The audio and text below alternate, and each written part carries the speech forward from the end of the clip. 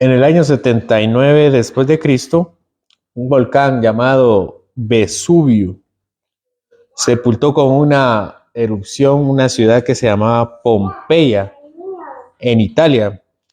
Eh, es uno de los desastres naturales más conocidos de este lado de la época.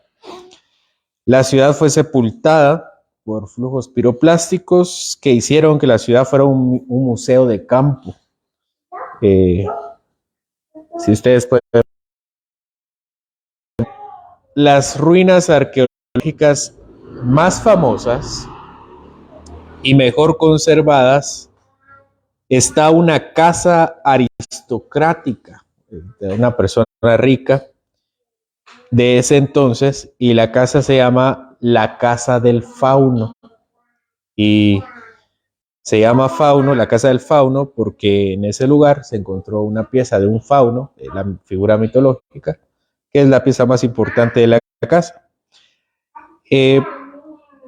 Sin embargo, entre la mucha basura volcánica que estaba dentro de esta casa, de la Casa del Fauno, se encontró un pavimento con mosaicos que tenía o que formaba lo que se llamaba, o lo que llegó a ser conocido como la Batalla de Isos.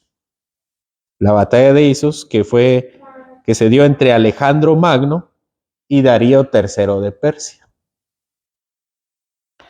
Es increíble que con todo el esplendor de Alejandro Magno, incluso caería su imperio, el Imperio Romano, por el Imperio Romano, y con toda su fuerza, con todos sus hechos. Les comenté la vez pasada que uno cree que la historia surge de documentos grandes y de la época, pero la historia antigua surge de pequeños pedazos que se van encontrando, de algunas piezas arqueológicas. Y la memoria de Alejandro, las memorias de Alejandro son por lo menos escritas 100 años después de Alejandro, y los manuscritos más antiguos son como de 500 años después. Y otra pieza arqueológica importante es este mosaico, y Alejandro, con todo y su magno, porque no se llamaba así, se llama Alejandro de Filipo, solamente queda de la época un mosaico del año 79, unos 200, casi 300 años después de su existencia. Con todo su esplendor, lo único que pudo guardar su memoria de sus guerras fue una casa bajo escombros. El gran conquistador nunca podría, por su imagen, sostener esa casa que tenía su imagen. Acompáñenme a los primeros versículos. La profecía de la palabra de Jehová está contra la tierra de Adrac y sobre Damasco, porque a Jehová deben mirar los ojos de los hombres y de todas las tribus de Israel. También Hamat será comprendida en el territorio de Tiro y Sidón, aunque sean muy sabias. Bien que Tiro se edificó fortaleza y amontonó plata como polvo y oro como lodo de las calles. He aquí el Señor la empobrecerá y herirá en el mar su poderío, y ella será consumida de fuego. Estos son dos oráculos que componen el resto de Zacarías. Veremos los capítulos del 9 al 14. Estos 9 al 14 no tienen fecha. Muchos eruditos creen que esto proviene más o menos de la pluma de Zacarías ya en su vejez.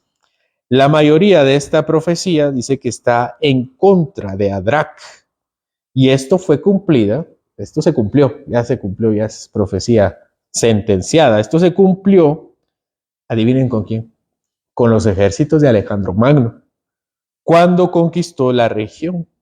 Las ciudades mencionadas en Zacarías 9 al 7, de hecho, imagínense, traza la ruta de Alejandro Magno desde el norte hasta el sur para conquistar toda la región del Mediterráneo. Si ustedes recuerdan, Israel está en lo que conecta África con Asia y Europa. Y justamente Israel tiene salida al mar Mediterráneo, que conecta también Europa y África. Entonces, dentro de la ruta que tenía Alejandro Magno para conquistar el mundo se dirigía de Europa, de Asia a Europa, a la región de África. Y viene Zacarías y hace una profecía, da una profecía mencionando ciudades que van desde el norte hasta el sur. Y es exactamente la ruta de conquista de Alejandro Magno. Y está de más que les diga que Alejandro Magno destruyó todas estas ciudades. Dice, porque a Jehová deben mirar los ojos de los hombres, en el sentido de que sus ojos estarán puestos en el instrumento del juicio de Dios, que era Alejandro. Tiro y Sidón, estas eran las dos ciudades principales al norte de Israel. Se nos menciona en la época de Jesucristo. Ya habían sido arrasadas, las volvieron a construir, por cierto. Pero en los viajes de Jesucristo hacia el norte fue a Tiro y a Sidón. Ahí es donde encontró a la mujer cananea, en Tiro. Estas eran las dos ciudades principales en la tierra del norte, que es la tierra del Líbano. Tiro era una importante ciudad comercial que se creía imposible de conquistar. Los asirios, mucho tiempo antes, los asirios fueron los que conquistaron a Israel del norte. 100 años antes que se los llevaran a la deportación a Babilonia. Estamos hablando de 200 años antes de esta profecía de Zacarías, poco más de 200 años antes. Tiro se consideraba invencible. Los asirios intentaron sitiar Tiro durante 5 años y no pudieron. A Israel lo conquistaron, pero en unos segundos. Nabucodonosor fue el que conquistó la parte sur de Israel, el reino de Judá. Y él trató 13 años de conquistar Tiro y tampoco pudo. Los dos grandes imperios de la antigüedad no pudieron conquistar Tiro, pero Alejandro Magno la conquistó en 7 meses. Es por eso Alejandro Magno es considerado Alejandro Magno, el Grande. Alejandro Magno conquistó Tiro asediando durante 7 meses y luego, usando los escombros de la ciudad vieja, usó los escombros de la ciudad vieja para hacer una calzada a la ciudad insular, porque había una isla. Fue un logro espectacular tanto de la estrategia militar como de la ingeniería. Yo recuerdo hace muchos años cuando estaba haciendo este estudio, pero hoy que estaba terminando mi estudio, recuerdo que hace unos años vi un programa de cómo Alejandro Magno era de los grandes estrategas y una de las batallas que recordaba era cómo conquistó Tiro. Destruye la ciudad y después hace una calzada. Y recuerdo que estaban atacándolo desde la isla y en la narración decía que ellos iban construyendo, defendiéndose y construyendo el puente hasta llegar a la isla y destruir la ciudad que estaba ahí. Leamos de los versículos del 5 al 8. Verá Ascalón y temerá, Gaza también y se dolerá en gran manera. Asimismo Ecrón, porque su esperanza será confundida, y perecerá el rey de Gaza, y Ascalón no será habitada. Habitará en Asdod un extranjero, y pondré fin a la soberbia de los filisteos. Quitaré la sangre de su boca y sus abominaciones de entre sus dientes, y quedará también un remanente para nuestro Dios. Y serán como capitanes de Judá, y Ecrón será como el Jebuseo. Entonces acamparé alrededor de mi casa como un guarda, para que ninguno vaya ni venga, y no pasará más de ellos el opresor, porque ahora miraré con mis ojos. Verá Ascalón y temerá, Gaza también, y se dolerá en gran manera. Las ciudades filisteas de ese entonces, si ustedes recuerdan las historias del rey David o las historias de los jueces, hay ciudades importantes, y es Ascalón, Gaza, Ecrón y Asdod. Cuando los filisteos se roban el arca del pacto y la tienen guardada, hay 5 ciudades principales de los filisteos y nadie quiere el arca del pacto porque está provocando tumores. Y entonces la regresan. Y yo no sé si alguna vez se habían preguntado por qué en los tiempos de Jesús ya no se vuelven a mencionar los filisteos. Los filisteos eran unos personajes muy importantes durante el tiempo de los jueces y de los reyes. Y de repente salen de la escena. Se debe a Alejandro Magno. Alejandro Magno, en su conquista del Mediterráneo, pasa por toda la parte oriental y llega a las ciudades de los filisteos y las arrasa. Se borra la historia de los filisteos para siempre. Sin embargo, dice que quedará un remanente y Ecrón será como el Jebuseo. Los jebuseos habitaban, yo ya lo he mencionado, los jebuseos habitaban Jerusalén. De ahí viene, ¿no? Jebús, Jerusalén, el juego de palabras. Y David conquista la ciudad de Jerusalén, pero David no los mata. El rey David no mata a los jebuseos. Al contrario, lo que hace es meterlos al pueblo. Y entonces los jebuseos se convierten en parte. Y Ecrón, de acuerdo con esta profecía de Zacarías, Ecrón iba a ser como los jebuseos. Iban a ser incorporados a la nación de Israel. Dice también, acamparé alrededor de mi casa como un guarda para que ninguno vaya. Y esta es una también de las partes más impresionantes de la profecía. Porque cuando Alejandro Magno marcha a través del Líbano a la tierra prometida, tenía que pasar por Israel, por Jerusalén, para llegar a Egipto. Y había destruido Tiro, las ciudades de los filisteos, y ahora le tocaba a Jerusalén. Y después de Jerusalén tenía que llegar a Egipto. Egipto iba a ser su corona máxima. Pero no destruye Israel. No destruye Jerusalén. Por alguna razón, Alejandro Magno pasa por Jerusalén y no toca la ciudad. En la mañana mencioné que Jerusalén ha sido el trofeo de muchos países. Y hasta hoy sigue siendo un trofeo de muchos países. Pero Alejandro, el gran conquistador, no toca Jerusalén. Un historiador de la época llamado Flavio Josefo nos cuenta la historia. Les quiero leer qué es lo que dice Flavio Josefo de por qué no toma Jerusalén.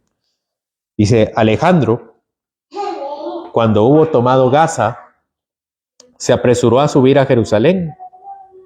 Y Jadúa, el sumo sacerdote de ese entonces, que está el periodo entre Zacarías y Mateo, ¿verdad? El periodo intertestamentario.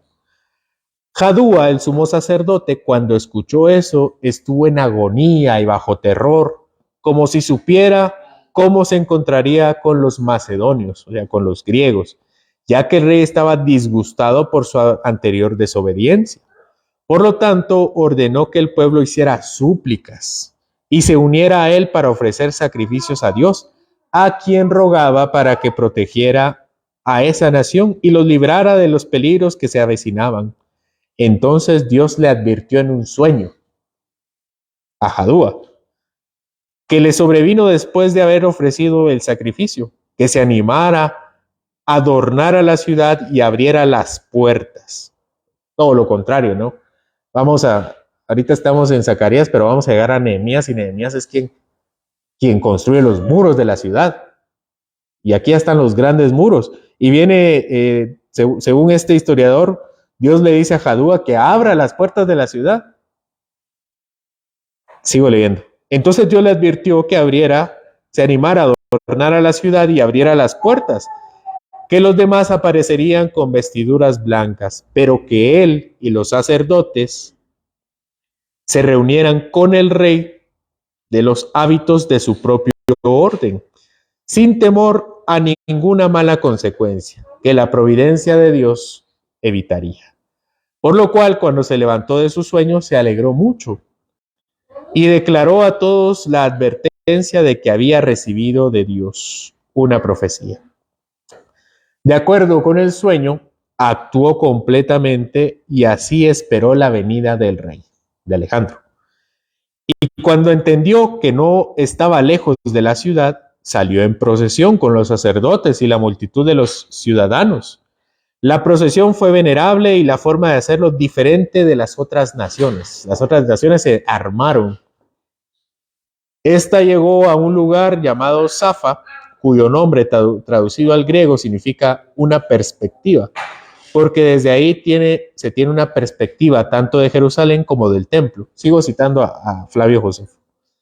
Y cuando los fenicios y los caldeos que le seguían pensaron que tendrían libertad para saquear la ciudad y atormentar hasta la muerte al sumo sacerdote, lo cual disgustó al rey que les prometía, sucedió todo lo contrario, porque Alejandro, cuando vio lejos a la multitud con vestiduras blancas, estando los sacerdotes vestidos de lino fino, como era su vestir normal de sacerdotes, y el sumo sacerdote con ropas de púrpura y escarlata, con la mitra sobre la cabeza, que era el gorro de los sacerdotes, del sumo sacerdote, que tenía la lámina de oro, ¿se recuerdan el nombre del sacerdote? La lámina de oro en el cual estaba el nombre de Dios grabado, se acercó solo, Jadúa. Saludaron a Alejandro y lo rodearon. Entonces los reyes de Siria y los demás se sorprendieron lo que habían hecho a Alejandro y pensaron que estaba trastornado de su mente. Sin embargo, Parmenio, que era el segundo al mando de Alejandro, se acercó solo a él y le preguntó cómo era posible que cuando todos los demás lo adoraban, él adorara al sumo sacerdote de los judíos. A lo cual respondió: yo no lo adoré a él, sino a ese Dios que lo ha honrado con ese sumo sacerdocio. El Parmenio se acerca y ve a Alejandro que adora al sumo sacerdote. Y Alejandro le responde: yo no estoy adorando al sumo sacerdote, estoy adorando al Dios del sumo sacerdote.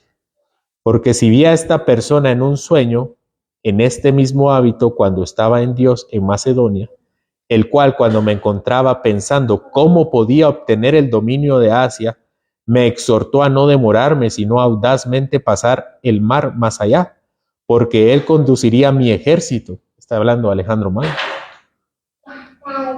Bajo la conducción divina, y con eso venceré a Darío, y destruiré el poder de los persas, y que todo sucedió de acuerdo con lo que tengo en mente.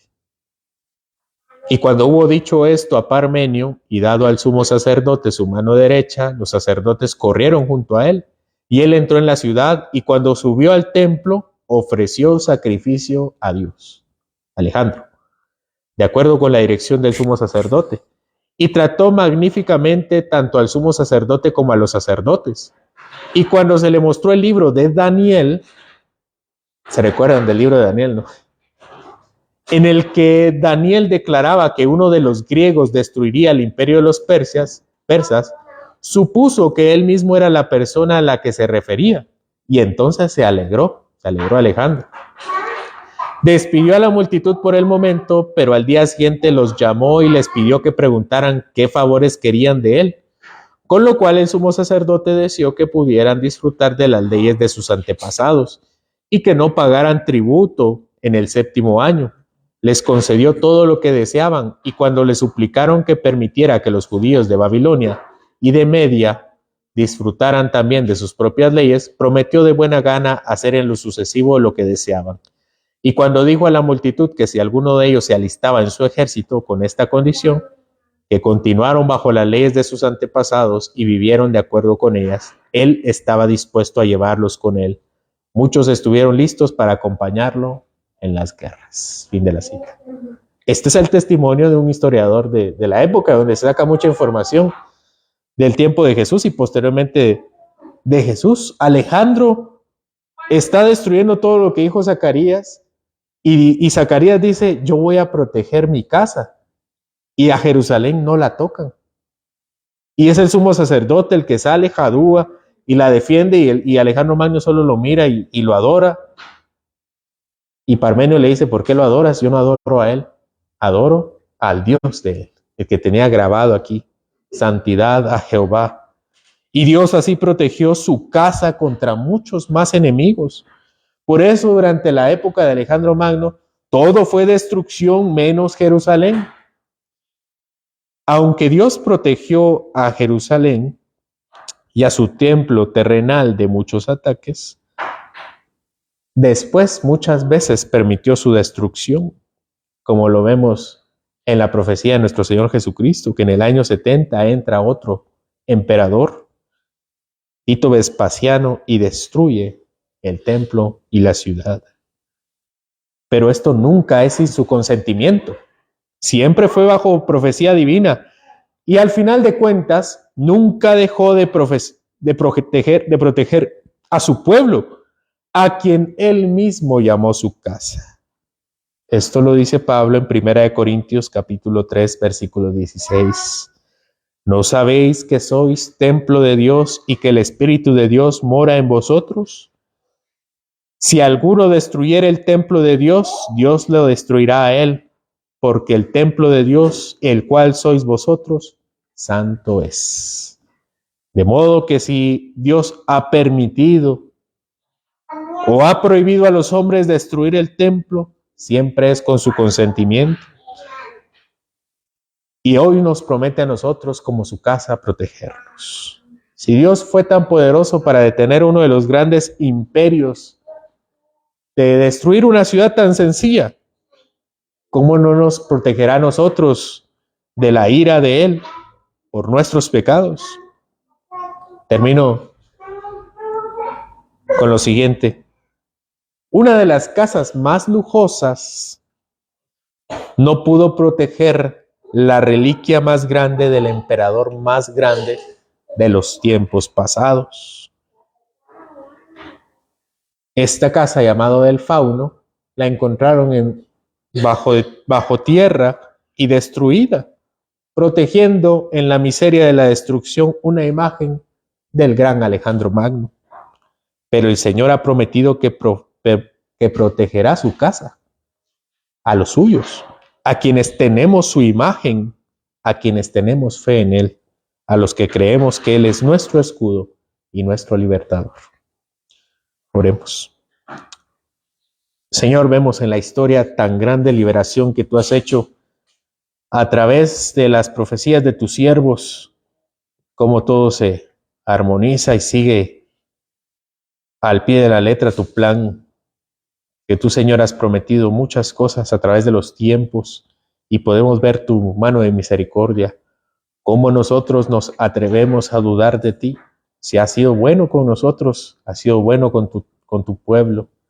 Y si prometes cuidar algo tan sencillo como unas piezas de piedra amontonadas, cuanto más de nosotros que somos tu verdadero templo, donde habita tu Espíritu, Señor. Ayúdanos, Señor, y guárdanos del mal, del pecado. Perdónanos nuestra falta de fe y nuestra inconstancia. Eres tú, Señor, nuestro Dios, y en ti nos refugiamos. En Jesucristo. Amén.